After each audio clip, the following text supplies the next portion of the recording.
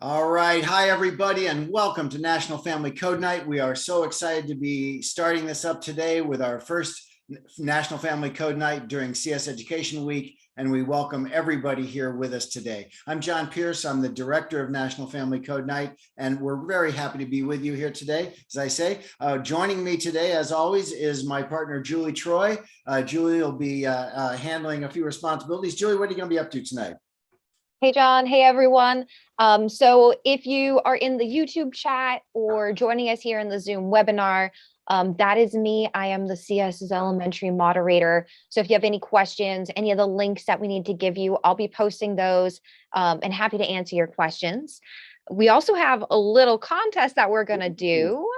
So I will be helping out with that behind the scenes. We are going to draw our winner live tonight at the end of tonight's event. So do stay tuned until the very end. Fantastic. Julie, thanks as always. We'll be back in touch with you periodically through the event tonight. All right. So as I say, we're really happy to be with you here today. And, we've been doing family code nights for a long time. And as things have unfolded, when COVID came along, all of a sudden we weren't helping schools put on events in their own schools. We were shifting to what we call National Family Code Nights, which are these live streams that we put on for large numbers of schools all over the country. We have almost 100 schools with us tonight, and we're so happy that you're all with us here. Let me just mention a few of them. We've got Lincoln Elementary School from Osage, Iowa. We have Reedville Elementary School from Reedville, Maine. Knott's Island Elementary School from Knott's Island, North Carolina. Seaview Elementary School from Linwood, New Jersey, and schools really from all over the country. So we're so glad to have you all with us tonight, almost 100 schools. And as I say, it's a great way that we can all get together. And we hope really build more and more interest in K-5 computer science education. So without further ado, let me jump into our presentation tonight. And let's get going. So here we are doing Family Code Night, and Family Code Night used to be just an event. And so now we've actually become something a little bit different.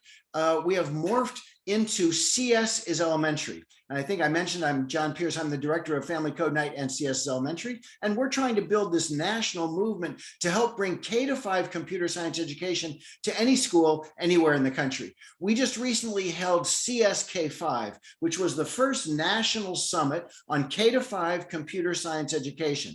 And this event was held in September 22nd, and we were really thrilled to welcome the top 5 organizations in computer science education: Code.org, CS for All, CSTA, Infosys Foundation USA, and 40 states. 40 states joined us in that summit to do half-hour presentations on just what their state's programs are for K-5 computer science education. If you're from any of these states, you can go to our website, csiselementary.org, and you can view the summit, you can view the sessions, and you can view your state's breakout session. So we would urge you to do that if you want to get more involved in K-5 computer science education. And this is a movement, and it really starts in every school. So it starts with all of you. You can talk to your principal, you can encourage programs for your school, and really it's a great a combination of parents and teachers taking action in schools, states taking action, and national programs. So we're really all involved in trying to build this movement together. And before I go any further, I really want to say our thanks to Infosys Foundation USA. They're our partners in all of the work that we do. They've sponsored us for the last couple of years, and we really appreciate their support. Also, I want to mention a wonderful resource they provide called Pathfinders Online Institute. And Pathfinders is an online website where you can get wonderful teaching resources for K-12 computer science and maker education, including 5 different courses that we provide called Code 5 courses. And I'll talk about those a little more as we go on through the program tonight. So again, welcome everybody. We're very happy to have you here. So welcome to Family Code Night. Let me just tell you a little bit about what this is. We're going to spend an hour together, and the idea is for children and parents to get together to do their first hour of coding. And it's a fun experience, and don't worry about a thing. You don't need any experience in computer science or coding. You're going to have a great time. Family Code Night itself is now evolving into something broader and even more powerful, really. And that is, we're looking at not just coding, but a broader sense of digital literacy for K-5 children. And we're partnering now with 5 top organizations all over the country, some of the top nonprofits in different areas of education. So this winter and spring, we're going to be doing family code nights, not just our classic coding that we're going to be doing with you here tonight, but new programs in artificial intelligence, in family cyber safety, with family data literacy, and family creative computing night. So we have 5 different family code nights we're going to bring out this winter and spring. We hope you can join us for all of them. And let me just say, those of you who are with us tonight, there are probably lots of families from your school that may not be with us tonight. We would encourage you to encourage your school to schedule all of these family code nights and family digital literacy nights for your families throughout the spring. You'll notice the organizations we're partnering with are some of the top organizations in the country, and we're really thrilled to be able to think about digital literacy a little more broadly. It's not just coding. What does artificial intelligence have to do with our lives, or data science, or cyber safety? These are all really important issues for families to learn about. We want to help you do it. So these are all free programs. And let me also emphasize one other thing. CS Elementary is a 501c3 nonprofit. What that means is we don't make money on any of the programs we offer. We provide our programs free to every school and district. And so we're very happy to be in that position to really be just trying to help schools and families along this process of getting ready for the digital future. So here we go. Let's jump in and get into family code night. We're going to try and teach you some big ideas about computer science tonight. The most important one is this: kids, K-5 kids, you can code. What's wonderful is when K-5 children start to learn about coding and computer science, it's a literacy. It's like reading or math. It's something that when you learn it early, you'll have it for life. And kids, think about what computers do in our world. You know, we used to buy everything in stores. Now you can buy everything online. Today we drive our own cars, but you know, in a few years, cars are going to drive themselves. They're going to come and pick us up and take us where we want to go.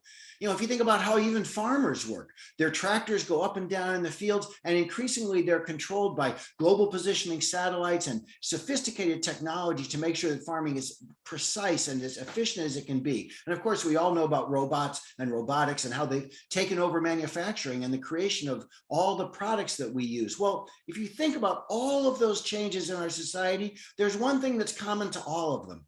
They're all driven by technology and coding and programming, computer science. And so if you can learn to code, you will be set up for a lifetime of participation in a digital future that we can hardly imagine now. The kinds of changes we've seen so far are just the beginning. So kids, when you start K-5, you're going to be great at learning technology and computer science and coding.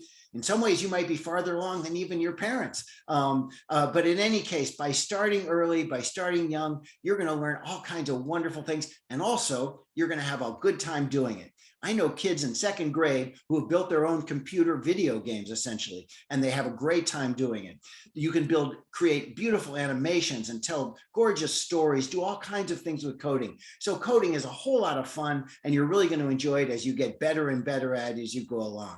And, you know, kids and adults, one other thing about learning how to code, it's where the jobs are. It's pretty important to have these skills in the future, because people talk about STEM jobs. That means science, technology, engineering, and math. But if you look at those categories, most of the jobs are in computer and information technology. And also, those are very high-paying jobs. By the way, one other thing, a lot of times parents kind of think, well, gee, if my child learns about computer science, maybe they're going to go off to Silicon Valley or something, or they won't stay in our town. Nothing could be further from the truth. Every company, every town is going to need computer science experts and people who can build the websites for companies or integrate technology or handle big data. Every company is going to need this in every town, from tiny little towns to the big cities. And so we really encourage you to think about the implications of learning about technology and computer science as you go forward. So anyway, that's a little background on why we think this is so important, why we're so glad to have you with us here tonight. What's our program tonight? Well, we're going to be doing Hour of Code puzzles from code.org. And these puzzles are really fun, and they illustrate 6 big ideas about computer science that we're going to teach you at the same time.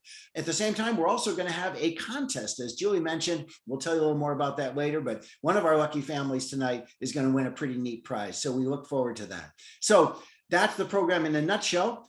How it works is we're all here together, either in our YouTube live stream or here in our Zoom meeting. And we will be talking to you here in the live stream or the Zoom meeting. And then we're going to ask you to open in a few minutes, not now, a second tab in your browser. And in that second tab, you're going to be doing some puzzles. As I mentioned, these are code.org puzzles, and they're the Hour of Code puzzles, the original Hour of Code puzzles from a couple of years ago. Now, some of you kids, you may have done Hour of Code puzzles before, and you're going to be able to teach your parents what it's all about. Now, be nice to them, be patient. You may know more about the Hour of Code puzzles than they do. And for those of you who are new to this, I think you're going to really enjoy it. So after you do the puzzles, I'm going to ask you to come back here to the live stream, because this is where I'm going to teach you the 6 big ideas we'll be learning tonight, and also giving you some tips about how to solve the puzzles. Because as we go along, they get a little harder. So you're going to want to come back and get those tips. And so we'll all get together to learn the 6 big ideas and talk about some of the other things that we'll be telling you about during the program tonight.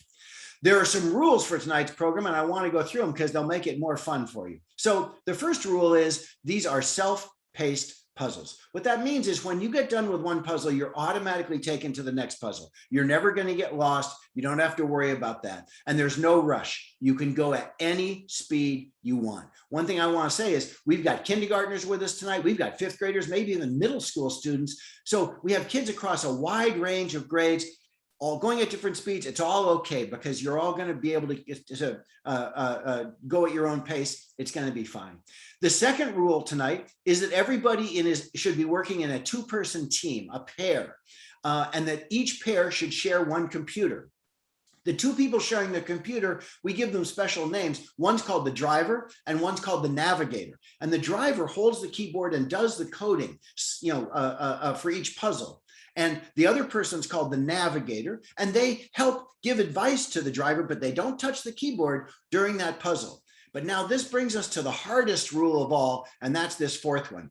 Trade the keyboard after each puzzle, because you trade jobs after every puzzle. So as you go from one puzzle to the next, you trade the keyboard back and forth. A lot of times parents want to kind of sit back, watch their children do the puzzles, but that's not the way Family Code Night works. The way Family Code Night works is you trade the puzzle back and forth so that both of you get the experience of using the keyboard and doing this coding that helps you solve every puzzle. So that's a very important part. And also it's really important to learn how to collaborate, how to work together as a team. So trade the keyboard after each puzzle. And the last rule is turn up the volume, set your browser to full screen so you can see all the fun. There's a lot of sort of animated characters and fun stuff in this that I think you're going to enjoy. So to wrap it up, you're going to open a second browser tab where you'll be doing the puzzles, and you'll return here to the live stream to learn the 6 big ideas and to get some tips on the later puzzles, because as I said before, they get a little trickier as you go along. All right, so now we're ready for the next big step in our Family Code Night, and that is this. Tonight, to solve the puzzles, you're going to be using a programming language called Blockly. And Code.org, which created the puzzles we're using tonight, also created a really neat little 2-minute movie that's going to show you everything you need to know about Blockly so that you can solve the puzzles tonight. So let's take a look at that video. I think you're going to enjoy it, and it's going to teach you about this really neat programming language. So here we go.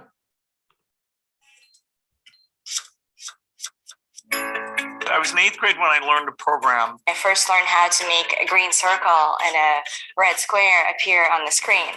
You just learn these lessons, and there aren't that many of them, and you just eventually can get to the point where you can do almost anything that you want.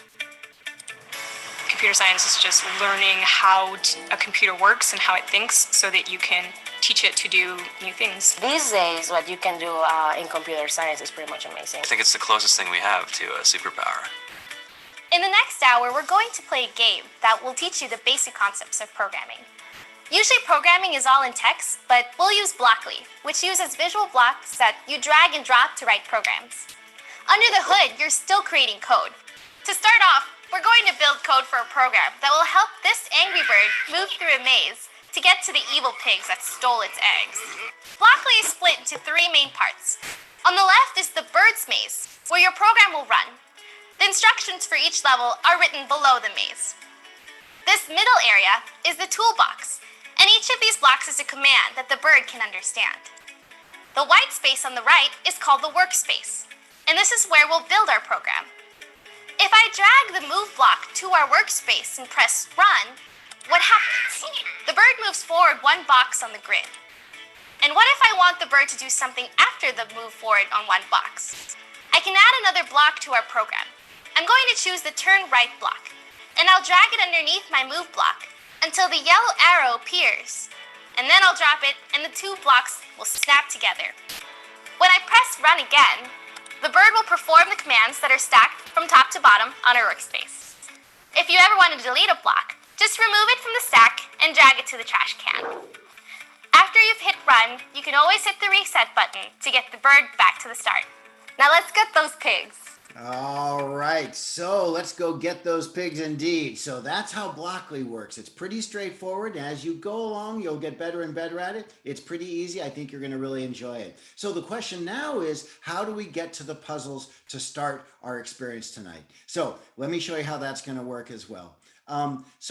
The puzzles are at the code.org website, and the way we get there, I'm going to share this URL with you in just a minute. Don't go here yet, because I want to show you a couple of things. You're going to come to a URL we'll give you in a second, familycodenight.org/start, and then you're going to click on this big link in the center right here at the top of the page, start the program right here. So if you click on that link, this takes you to the first puzzle. And when you go here, you'll notice the first thing that happens is a little window pops up that will show you the video that we all just watched together. You're welcome to watch this video again if you like, but you sure don't have to. And by the way, other videos will pop up as you go through the puzzles tonight. Feel free to watch them if you like, but I'll tell you everything you need to know here together. So here's the way the puzzles work. And as I mentioned before, and as she mentioned in the directions, they all work pretty much the same way. The directions pop up right here. Can you help me catch the naughty pig? Stack a few move forward blocks together and press run to help me get there. Okay, we've got the directions. And then down here, it says, drag a move block and snap it below the other block, just like we saw her do. So we know about that. And then over here, you hit run to try your program out to see if you solved the puzzle correctly. So let's take a look at the instructions here and see how it looks. So there are the directions. Here's the blocks area. Here's the workspace. And here's the maze. And so in this case, we can see the bird has to go 2 steps forward to get to the pig. And we saw how that's going to work. You stack the move forward block right under the when run block, and you stack up the right number of blocks to get the bird all the way to the pig. So pretty straightforward. One thing I want to mention, when you stack the blocks up, always remember that the blocks are from the point of view of the bird. And so right now the bird is pointing down. And so a move forward block means the bird will move down. If the bird was pointed to the side, to either side, the move forward block would take the bird in that direction. So remember that. Always put yourself in the position of the bird to solve the puzzle correctly.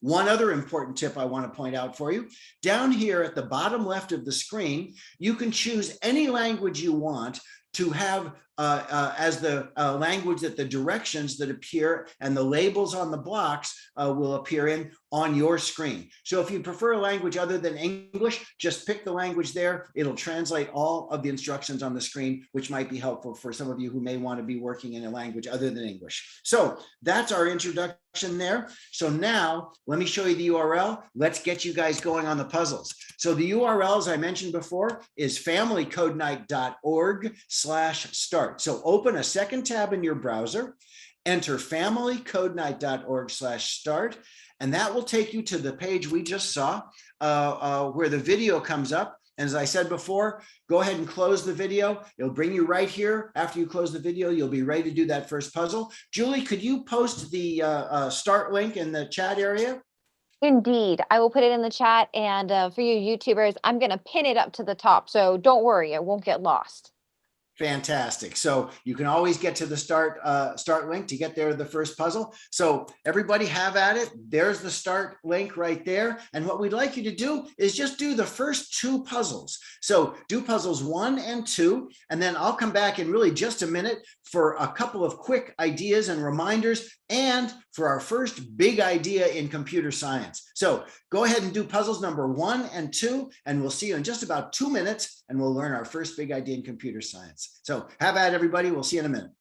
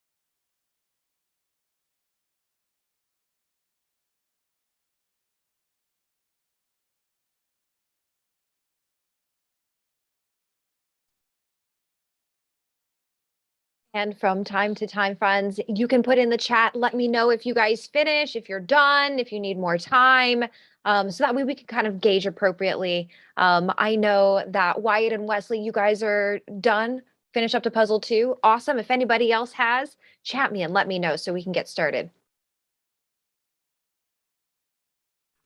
Fantastic. And I'll bet that most people have gotten through 1 and 2. I'm going to give you about 30 seconds more, and then we're going to get back together at puzzle number 2 and talk a little bit about a couple of important things. So we'll be with you in just a second.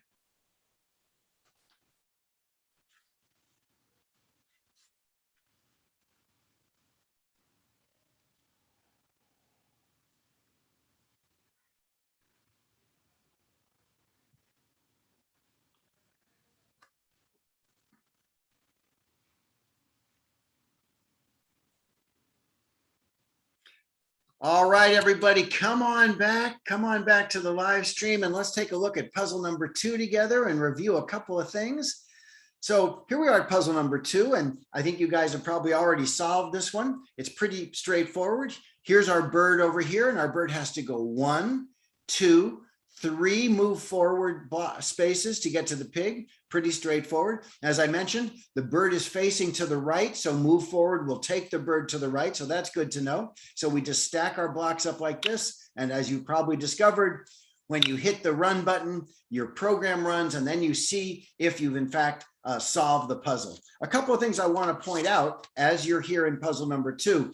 One thing is, if you want to move blocks around, you can move more than one block at a time. Grab the top block in any stack of blocks that you want to move, and you can drag them around and move them all at once. It makes it a little quicker to work with the blocks. The other thing is, if you want to throw blocks away, just take them right back over here to the blocks area and let go, and they disappear. But of course, the blocks are there. You can come back out and use them anytime you want.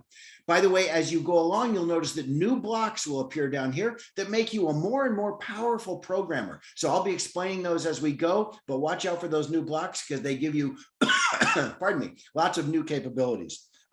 Also, if you get stuck on a puzzle and for some reason it's not working quite correctly, a couple things you can do to start that puzzle over. One is there's a start over button right over here on the right that you can click on that'll start the puzzle over. And also your run button, after you run your code, it will turn into a reset button. And you can you can click on that to reset the puzzle to start at the beginning. So if you ever get stuck, watch for those two options. All right, I think we're ready for our first big idea in computer science. And you know what? You guys have already learned it. Here's what it is.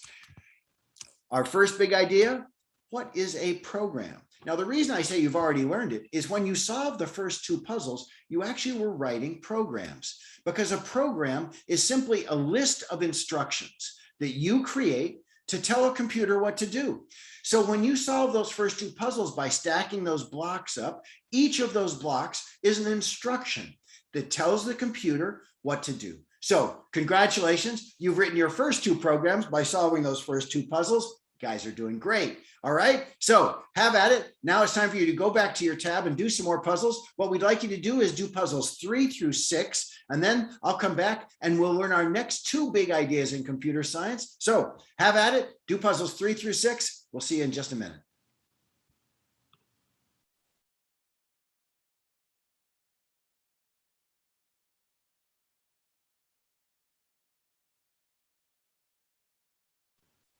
By the way, I might mention, if anyone came in late, you can find the start link that gets you to the first puzzle and shows you a little 2-minute introduction to Blockly at familycodenite.org/start. And I think Julie has pinned that in the chat in both the YouTube live stream and here in Zoom. So just click on that link and you should be all set. We all ready for that, Julie? That the links are there? Yep. I just reposted it for our Zoom participants, and yeah, YouTubers, you should see it pinned up at the top. Great. So if you showed up late, you can catch up, no problem. Watch that little movie about Blockly, and we'll see you at puzzle number 6.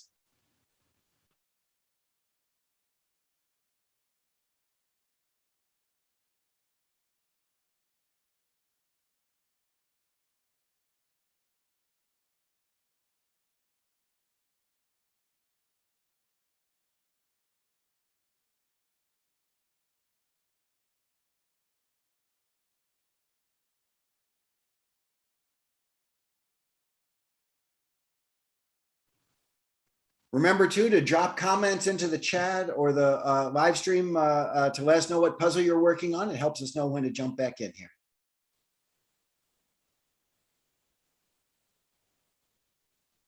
Wow, and some people have already done. Some people are already done with 6. Some people are moving on to 7.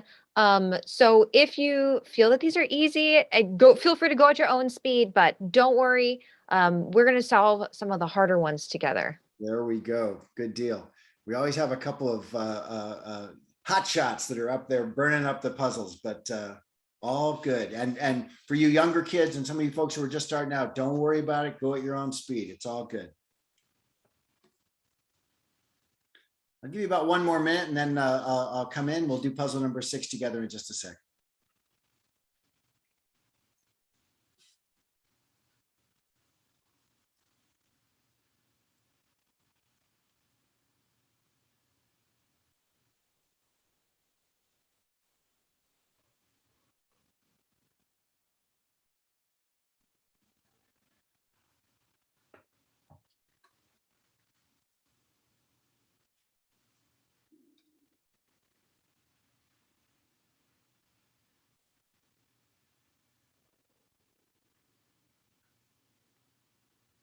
By the way, remember everybody, trade the keyboard after every puzzle. Parents, don't just sit back and watch. You got to do half the puzzles too. So trade the keyboard after every puzzle with your partner. It makes it more fun. You can work together.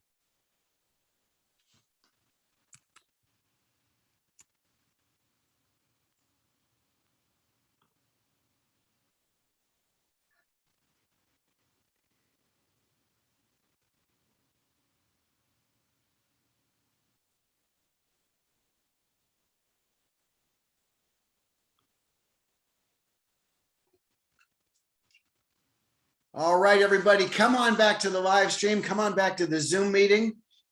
Let's do puzzle number 6. And it's time for us to learn a couple more big ideas about computer science and also to be introduced to this very powerful new block that we have here. So in this case, you've already done a few of these puzzles, so you know how the logic of this all works. Here's our bird, and our bird has to go 1, 2, 3, 4, 5 move forward spaces to get all the way to the pig and to solve the puzzle. Now, you've done a few of these and you know how to do it. You just stack up the blocks. But imagine if the pig was 100 blocks away. Can you imagine how long it would take to stack up 100 move forward blocks? What if the pig was 1,000 blocks away or 1,000,000 blocks away? You'd be here all day and several days stacking up those move forward blocks. Or you could use this very powerful new block that's introduced in this puzzle, and that's the repeat block, sometimes called a repeat loop. This is a very powerful piece of code because what it does is it will repeat any block or blocks that you put inside it as many times as you say. And so you take that move forward block and you stick it inside the repeat loop. And then if it was 100 blocks, you put in 100 right here. But if it's only 5 blocks, as it is in this case, you only put in 5. But you can see how powerful that makes you, because if it was 1,000 blocks away, you could do the work of 1,000 blocks in 2 blocks, the repeat loop and the move forward block, and you'd be all done. That is a powerful block. And so that makes your code much more powerful, and it's a very helpful device. And you know what else? This is common to almost every programming language out there. So this brings us to our second big idea in computer science that we want to teach you tonight, and that is, what is a repeat loop? And as I say, this is universal to almost every programming language. A repeat loop, well, we just saw what it is. It is a loop or a block that repeats any block or blocks that you put inside of it as many times as you say. And as I say, this is common to all programming languages. And if this is your first hour of learning about computer science and coding, you're already learning ideas that are common to all the programming languages you'll use throughout your life. And this actually brings us to our third big idea as well, and that's this one. What is code efficiency? Now, code efficiency, our third big idea in computer science, it sounds like it's kind of complicated, but actually we just illustrated here at puzzle number 6. Let's jump back to puzzle number 6 for a second and do this one again to show you exactly how it works. So I'll run this program and we can watch it solve the puzzle. It's going to repeat that move forward block 5 times. 2, 3, pig looks worried. Sure enough. All right, we got him. Let's replay that puzzle to show you what code efficiency is all about. So I'm going to reset the puzzle. That brings our bird back to the starting point. I'm going to get rid of the blocks that we used already. And now let's solve this puzzle the old way without using the repeat block and watch what happens. And I want you to watch two numbers that are on the screen in every puzzle that you're going to do. And those numbers are right here. The first number shows how many blocks you've used so far. And it says 1, because sure enough, there's only 1 block in here so far. The second number is the one that really is important. It tells you how many blocks you should be able to solve this puzzle in. And so if you drag out the number of move forward blocks we would need to solve this puzzle the old way, watch what happens to the first number. When I add 1, it becomes a 2, right? When I add another one, it becomes a 3. Now watch what happens when I add a 4th block. And you know we have to have 5 of these move forward blocks to solve it the old way, right? So when we add that next block, what happens to the first number? You'll see the 3 there turns into a 4, but it turns yellow. When it turns yellow, it's a little alarm bell. And what it's saying is, hey, you're using more blocks than you need to solve this puzzle. And sure enough, we just proved that that's the case, because when we use the repeat loop correctly, we bring out the repeat loop, we stick the move forward block inside, and we know we can solve this puzzle. We're on the right number of blocks. We're using 3 blocks, and the second number tells us that's the right number. And we just ran this same code and saw exactly that it works just fine. And so now let's look at our third big idea about in computer science. What is code efficiency? Code efficiency means using as few blocks as possible to solve each puzzle. Coders call this writing tight code or writing efficient code. And it's a very important idea because it's a way that you can do more work, accomplish more with less work, with less code. And that's the idea, is to write very efficient code so you can solve all of these puzzles and the other programming challenges you'll face in your life with as little effort as possible. Now, we're just about to go on and do some more puzzles, but we're going to do one thing first, and that is time for our contest break. I am happy to say that we have a really neat prize for one of you families tonight, and we'd love for you to enter this contest right now. We're going to give away a Wonder Workshop Dash's Neighborhood. Julie, tell us how everybody can enter the contest. I'm going to put a link into the chat, and adults, we are going to need your help for this. In order to enter the contest, we do need a parent or an adult email. Your kids, your school emails, they're going to block us. So if you win, we can't even contact you. So please make sure that your coding partner or someone at home is there to help. I'm going to post a link to a Google form. It's going to ask for your email, your name. If you could give us a little comment and let us know how the puzzles are doing, we'd love to hear from you. And that's it. And one of you is going to be selected at random to win tonight.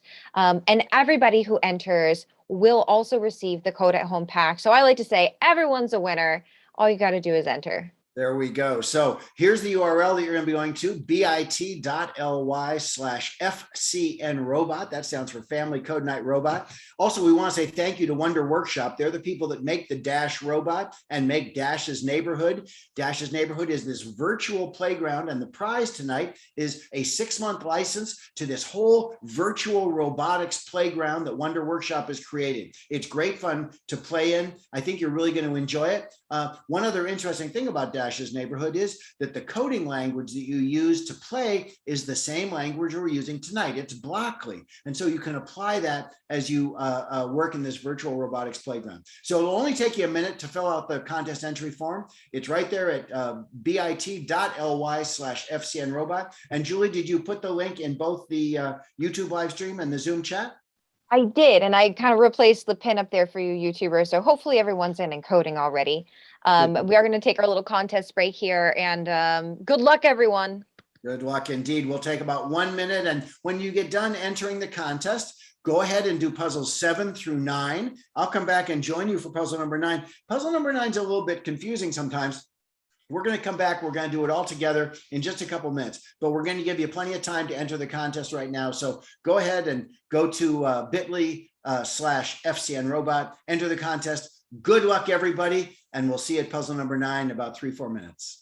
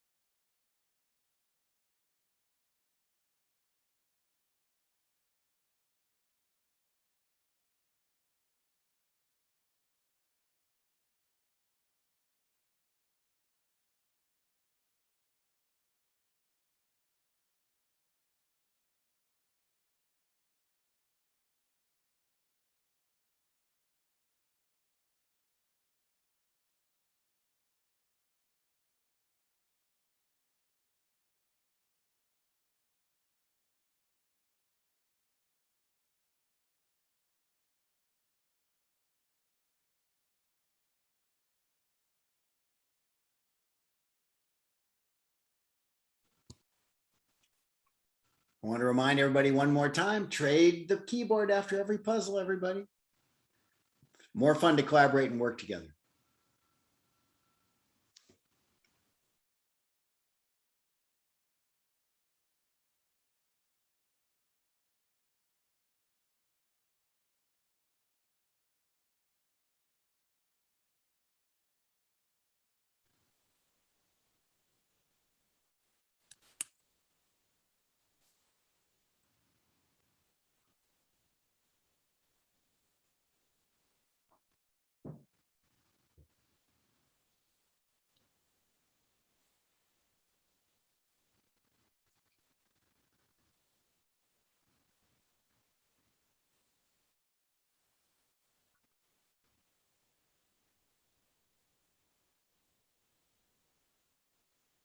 All right, everybody, do let us know what puzzle you're working on to help us time everything well. But let's come back to puzzle number 9. Come on back to the live stream. Let's do puzzle number 9 together here. And, you know, this is sort of an interesting puzzle because you can't get rid of this gray block right here.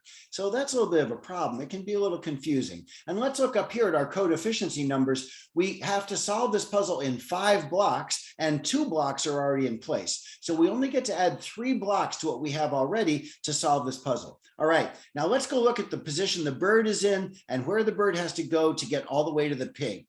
A lot of times in coding, you want to think about patterns, and this puzzle is a great example of that. When you think about patterns, it helps you design how your code should be put together to solve the puzzle in as few blocks as possible. So in this case, here's our bird over here, and where he has to start, well, it's pretty clear. We know he has to go forward, and he has to go forward again. And if he tries to go forward one more time, he's going to bonk into this triangle here, right? So he has to move forward and then move forward and turn right. So far, so good. We know that much. So let's drag out the move forward block, and let's drag out another move forward block, and then let's drag a turn right block.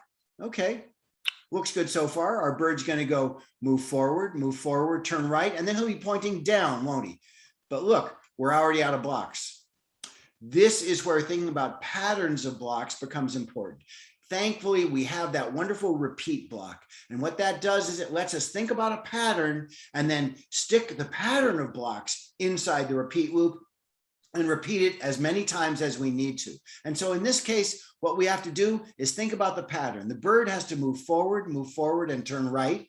Then he'll be pointing down, right? Well, if he moves forward pointing down, he's going to move down here, and then he's going to move down one more, and then he's going to turn right. And remember, from his point of view, if he turns right, he's going to be facing back over here towards the pig. So this pattern's going to work for us because he's going to go move forward, turn right to face down, move forward, turn right to face over here towards the pig. And you can see that pig's getting nervous just thinking about this. All right. So that's what we have to do.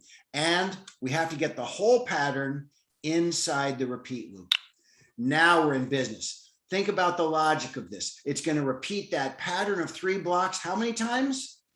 3 times. And that's going to get our bird all the way to the pig. Let's run it and watch what happens. And by the way, as we run the code, watch what happens over here. As your blocks execute, they turn yellow. So you can really watch your code execute as it goes and get an even better sense of how your code works. So I'm going to push run and let's see what happens here. Here we go. Move forward, turn right. That's once. Move forward, turn right. That's twice. Pretty good, and a real nice illustration of how the repeat loop can be combined with patterns to solve more and more complicated puzzles, and really to solve more and more complicated programming challenges in any programming language that you learn about and work in. By the way, I've been telling you all along here that you're really writing code. Let me prove that to you.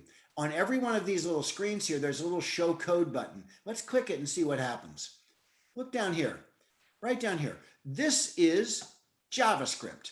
JavaScript is a very advanced and powerful programming language that's used all over the world. It's one of the most powerful programming languages and most frequently used programming languages in the whole world. Every block of Blockly that you use represents a line of JavaScript code. There are 2 kinds of programming languages, generally speaking. One of them is a block-based programming language, is like Blockly, where we stack blocks to list our commands out to tell the computer what to do. The other category of programming languages is called character-based programming languages. And character-based programming languages, you have to type out each word to have more detailed instructions, and it gives you more power and flexibility. It's a little more complicated because you have to print out the characters of your commands, and if you put in typos, you'll have a problem with your code that we'll learn about in a few minutes. But in any case, you are writing real code. So when we stack these blocks up, look, there's a move forward, there's a move forward, there's a turn right. That's all Blockly blocks as they are translated into JavaScript. And so you guys really are writing code. So congratulations. All right, before I let you go, I want to show you one more thing. It's kind of cool coming up here in puzzle number 10. We've been talking about getting more and more powerful blocks as we go. And here's a nice example of this. The repeat loop so far, we've had to know how many times we want the blocks to repeat to solve the puzzle. But now we have an even more intelligent block. It says repeat until pig. So it will repeat whatever block or blocks we put inside of it forever until it gets to the pig. And we don't even have to tell it how many. The code is smart enough to see its surroundings, to know what's happening, and to see when it achieves its goal. So it's a very powerful new block that you can take advantage of. So there we go. And this takes us to our, to our next puzzles. What we'd like you to do is do puzzles 9 through 13, and then we're going to come back and learn our next 2 big ideas in computer science. So go ahead, have at it. I'll see you at puzzle number 13, and we'll take on our next couple of big ideas. So good luck, everybody, and do let us know what puzzle you're working on in the chat, and we'll see you in a couple minutes at puzzle 13.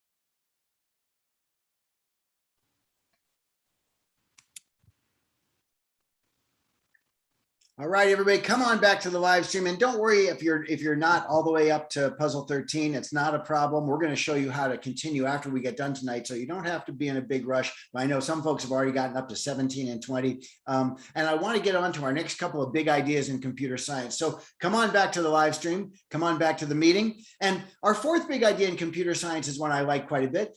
There are no mistakes in coding. What we mean by that is, I was talking before, when programmers try and write tight code, if they've made a little error, they may find that they had a typo in the way they wrote their code. That happens all the time. And in fact, programmers are working all the time on what's called debugging.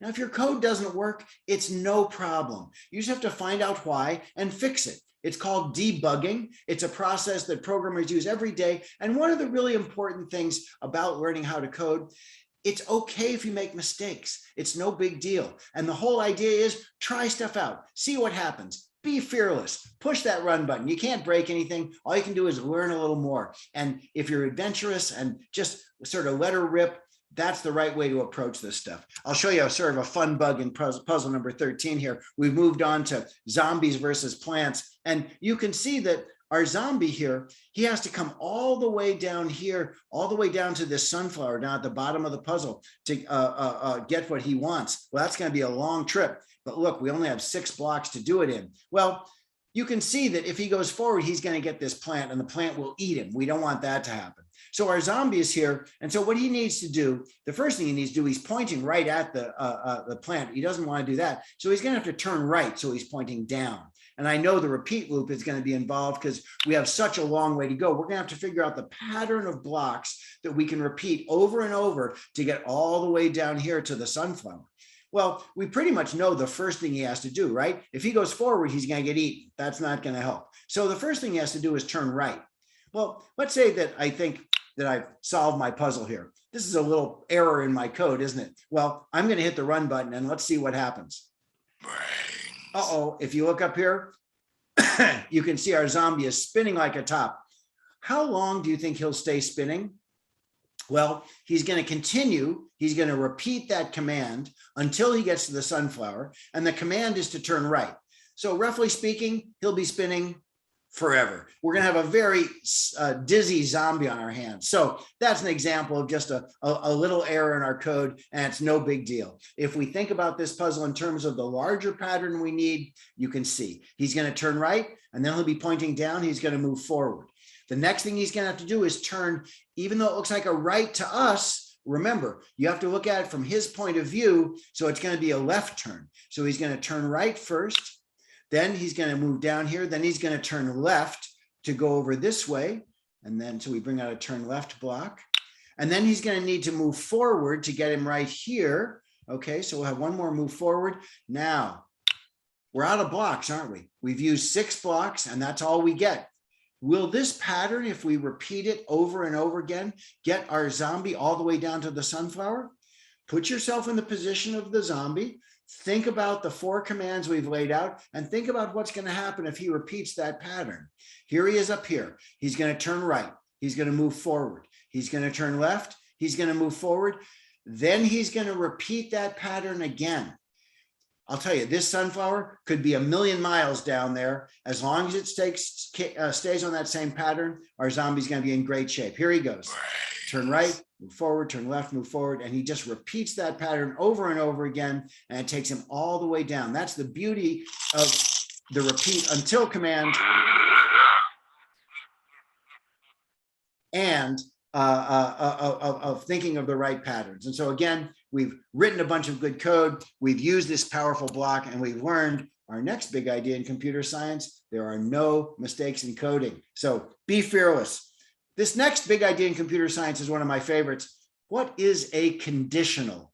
Now, a conditional may sound kind of complicated, but in fact, you guys use conditionals every day because a conditional is simply an if-then statement. And the reason I say you use them every day is because you do. If you're hungry, then you have something to eat.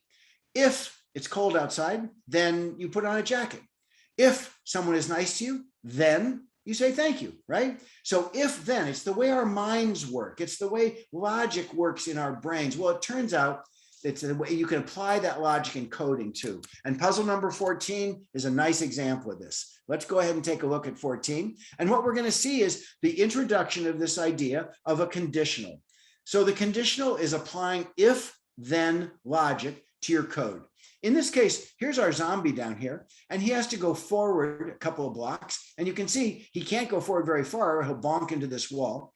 If he turns right, he's going to get eaten by this plant, so that's not good. So he has to go forward a couple of blocks. Then he's going to need to turn left. Again, it's a left turn from his point of view to go up all the way to get to his cherished sunflower up here, right? So that's what he's got to accomplish. And we only have one more block. We got this gray block again, these gray blocks that we can't get rid of. We're already using 4 blocks. So we can only add one more block, but that's where the, excuse me, that's where the power of the conditional, of the if-then statement comes in, because this right here is your conditional block. If there's a path to the left, then do this.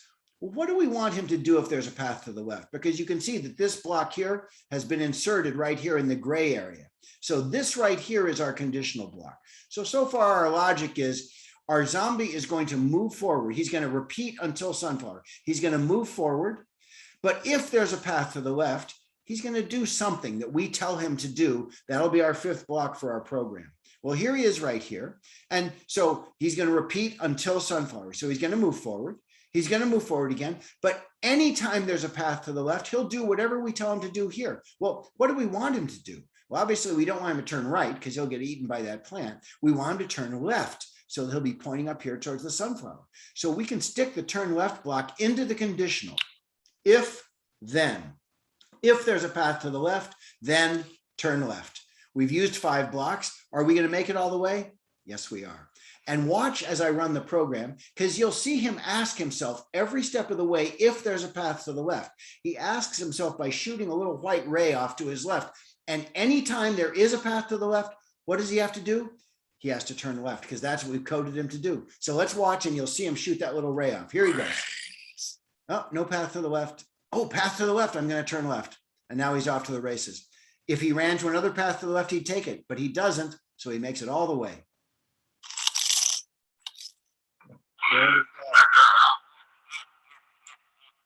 All right, so that's a conditional. Our 5th big idea in computer science, an if-then statement that you write into your code.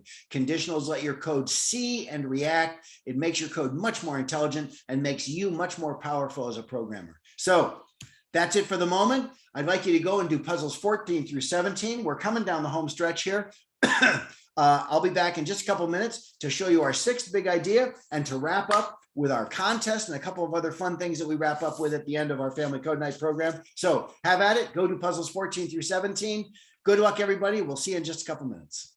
Yes, and John, just real quick, guys, speaking of contest, this is your last moment to enter. I am going to be pulling the winner live tonight. I see a couple of last minute entries trickling in here. So you have honestly about 60 seconds to get those in. So if you didn't enter already, you better do it now. Jump on it, jump on it. And the URL is there in the chat area, bit.ly, bit.ly. Pop that back up on the screen here. There you go. bit.ly/FCN robot. You got 1 minute to enter the contest, and then jump back on those last couple of puzzles, and we'll see you in just a minute.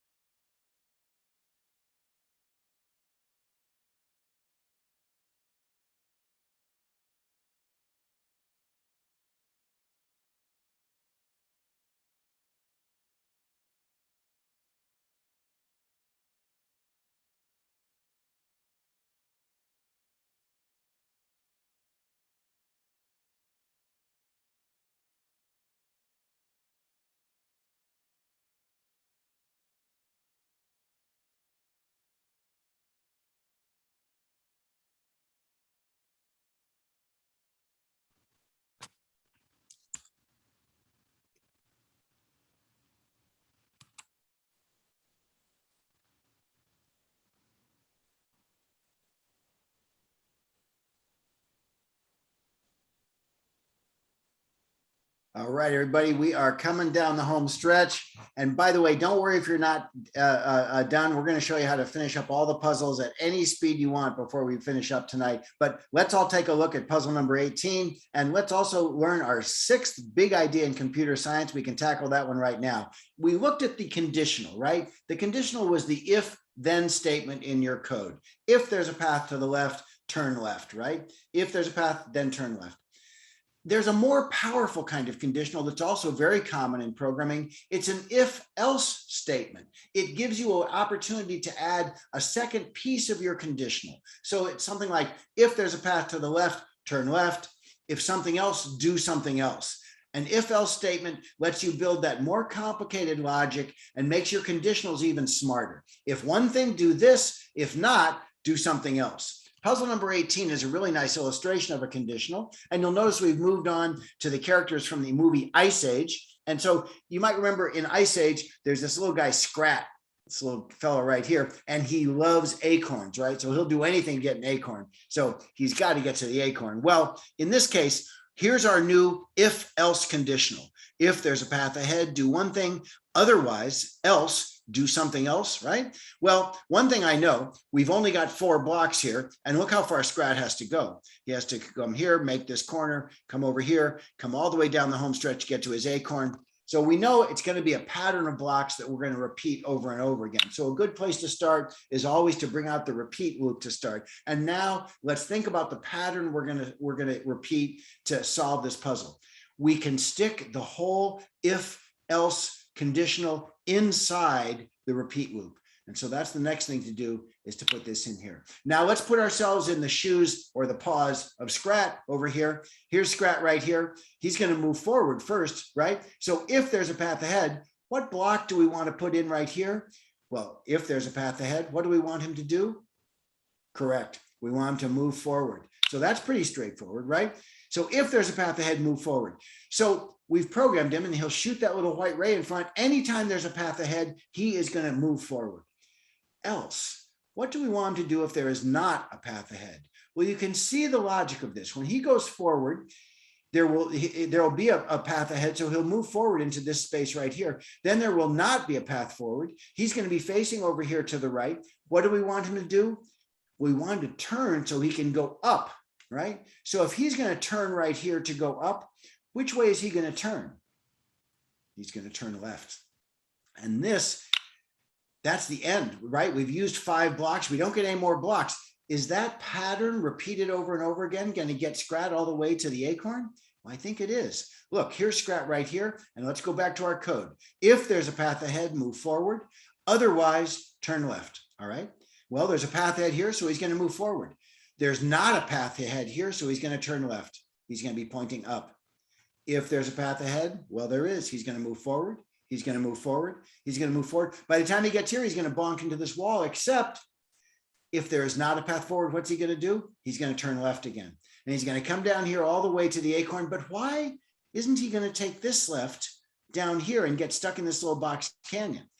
The reason is that there's still a path forward. And the first part of the conditional is, if there's a path ahead, then move forward. So we've built a pattern that if we repeat it until we get to the acorn, I think Scrat's going to be a very happy little guy. Let's watch and see what happens.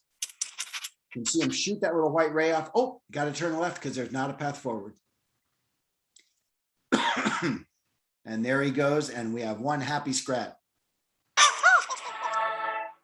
All right. Well, as I said, we are coming down the home stretch here. We're almost done. And I want to mention a couple of things right away. First of all, if some of you are not very far along or aren't done with the puzzles, not a problem. We're going to show you how to finish all the puzzles later on. Anytime you want, it's real simple. But one thing I want to suggest to everybody, make sure you finish puzzle number 20, because code.org has a really nice little surprise for you there when you finish puzzle number 20. So good luck getting all the way through. Shouldn't be a problem. You guys are doing great. And for you younger students, you've done great. The things you're learning, these concepts, you're learning things that will stick with you for a long time. So congratulations to everybody. Make sure you go all the way to puzzle number 20. And so now the big question is, where do we go from here? What's next? Well, first of all, as I mentioned just a second ago, you can continue these puzzles anytime you want.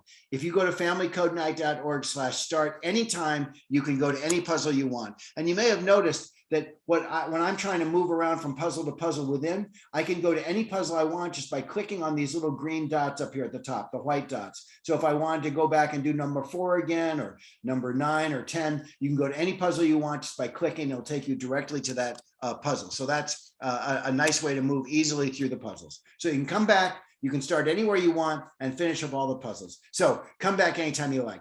But there's a lot more to coding than just these puzzles, and we want to help you get some of those things as well. First, everybody who signed up for the contest tonight, we're going to send you a pack of all kinds of fun information and games. One of them is this Family Code Night Big Ideas flyer. It has all 6 of the big ideas we learned tonight. And so you can review that and remember what we learned together tonight. The second thing we're going to email out to everybody is the Code at Home Family Pack. It's full of free online games and resources that you can use to learn about coding and computer science. I think you'll enjoy it. By the way, for you older kids, one of the things we recommend in here is a website from Google called Grasshopper. And Grasshopper is kind of like what we did tonight. It's self-paced puzzles that you solve. And as you solve them, what you're learning is the character-based programming language, JavaScript, the one that we saw where we showed our code. It's a more advanced programming language. And so if you want to move beyond block-based programming, you might want to check out Grasshopper and you can start to learn JavaScript.